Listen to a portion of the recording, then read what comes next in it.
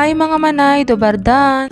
Welcome to a day in my life as a full-time alipin ng salapi dito sa bansang Croatia. Sakto nga mga manay dahil morning shift ako ngayon kung kaya masasamahan ko sila. Pero umuwi nga muna ako ng bahay para kumain pagkatapos diretso na rin kami umalis. At ngayong araw nga ay hahanapin namin yung store kung saan papasok yung mga bagong dating na galing sa Pilipinas. Yes, tama kayo nang narinig. Mga newly hired nga sila ng company namin kung saan dun din ako nagtatrabaho. Ito nga po pala manay yung store assignment ng isa sa mga sinamahan namin. Medyo kinakabahan nga daw siya dyan pero natutuwa din siya kasi napakaganda ng welcome sa kanya.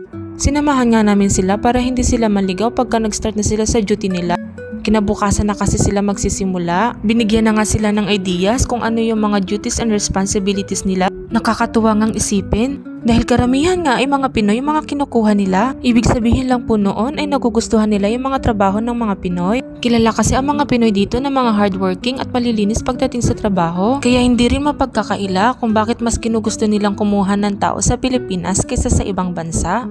Apat nga po pala silang mga sinamahan namin. Pero napagdesisyon na namin mag-iwa-hiwalay para hindi rin kami masyadong gabihin sa paghahanap ng kani-kanilang mga store. Dito na kami nagkita-kita sa Riba. Dito kasi yung store assignment malapit yung isa sa mga sasamahan namin. Yun kasi mga manay yung store na pinakamalayo kaya naisipan namin ipanghuli na lang. Dati na rin po pala akong na-assign doon at isa nga iyon sa pinakamalaking store na napuntahan ko. Napakaraming ang tao doon lalo na pag summer. Malapit lang kasi sa tabing dagat at karamihan nga ay mga turista yung mga namimili. Kaya nga ang masasabi ko na nga lang sa mga bagong dating ay good luck.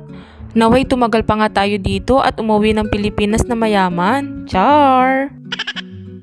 Magpapaalam na nga po ang inyong manay. See you on my next vlog. Bidimose, bok!